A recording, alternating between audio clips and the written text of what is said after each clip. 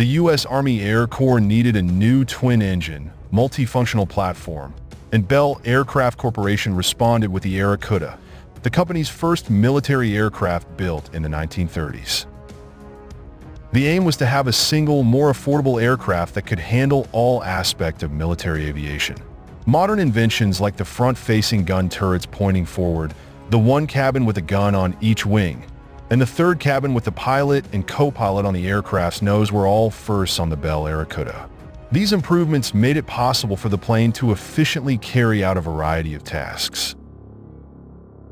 Using its groundbreaking 37mm guns, the Airacuda was to be first aircraft to destroy enemy bomber formations in the air.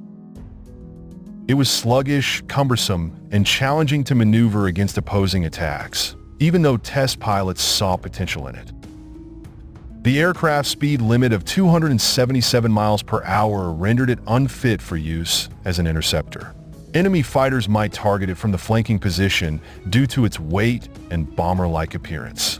The Airacuda was limited to the prototype stage and would not be employed in the impending battle, despite these shortcomings. Conflicts among staff members and the birth of Bell Aircraft resulted from Consolidated Aircraft Corporation's 1935 decision to move its headquarters from Buffalo, New York to San Diego, California. Larry Bell, the vice president, turned down the move and started his own business. Because single-seat military aircraft were useless against bombers, aviators suggested developing a multi-seat aircraft in the early 1930s. Tests revealed that unless interceptor speeds were more than 40% quicker than bomber speeds, pursuing them was no longer useful. The U.S. Air Corps lacked escort or interceptor aircraft in the 1930s that could match the bomber's speed and range. Nonetheless, a lot of pilots thought it was feasible to create a plane that could perform just as well as bombers. Air Corps Board Study No. 2 proposed on July 15, 1935, the development of an experimental multi-engine fighter aircraft. Matching the German Messerschmitt Bf 110, which served as a bomber, destroyer, bomber escort, and ground assault fighter, was necessary. Producing this plane would be more expedient, less expensive, and helpful. Encouraging pursuit aircraft, Captain Claire Chennault doubted a multi-seat fighter could defeat a bomber because such aircraft had failed in the past. It would be technically impossible, he claimed, to design an airplane that is quicker than a bomber, yet still resembles one. A successful plane would lower the number of various Air Corps types and standardize as few models as possible, which is why the Secretary of War and the General Staff were anxious to see multi-seat and multifunctional aircraft developed. There was interest in the proposal from the General Staff as well. As the multifunctional aircraft would be less expensive to construct and replace, the Secretary of War approved its first specifications in 1935. When Wright Field hosted a competition in 1936, Lockheed entered with a design that was a prototype for the P-38.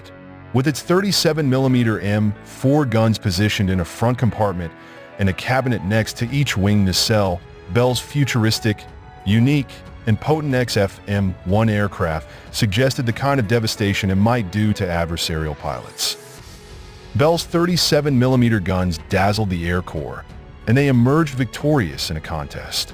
13 prototypes were built in 1937. The XFM-1 served as the B-17 bomber's escort plane. The Air Corps selected the Boeing B-17 Flying Fortress as their standard heavy bomber, and the Bell Airacuda would serve as the escort fighter.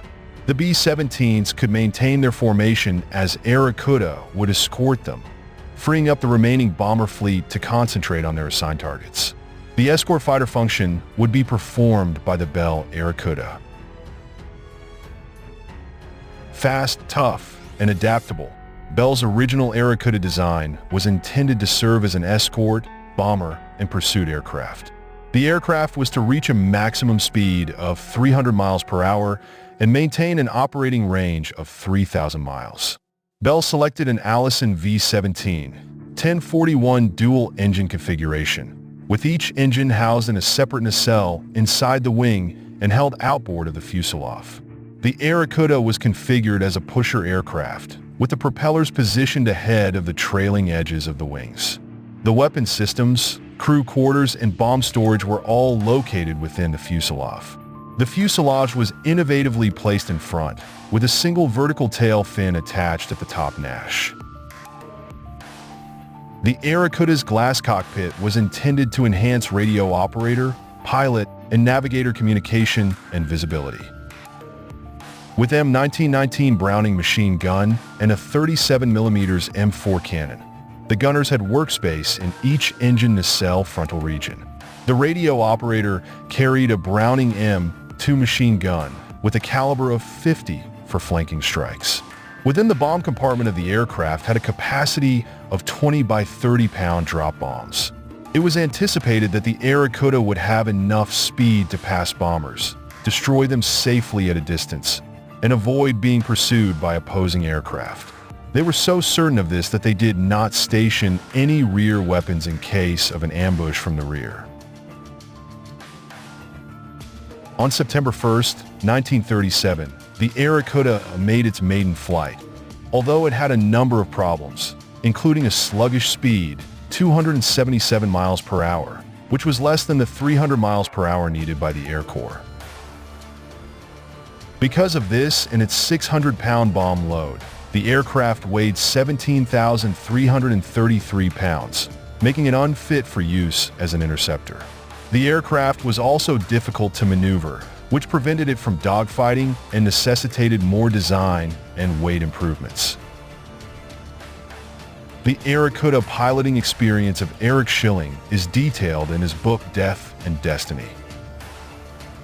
The airplane was found to be stable when the power was turned off, but unstable while it was in pitch.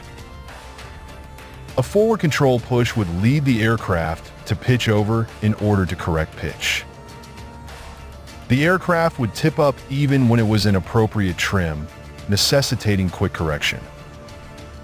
The Airacuda stabilized in pitch during a turn with the motor off. According to Schilling, the Airacuda had problems with its auxiliary power unit, which would regularly shut off, depleting battery charge and turning off the aircraft's electrical systems. Due to caliber variances, the M4 cannons were incompatible with the Browning machine guns, posing a risk to the gunmen. In an attempt to fix the Airacuda's problems, 13 prototypes were constructed. However, none of them satisfied Air Corps standards. The aircraft was still being modified and saw no action during World War II.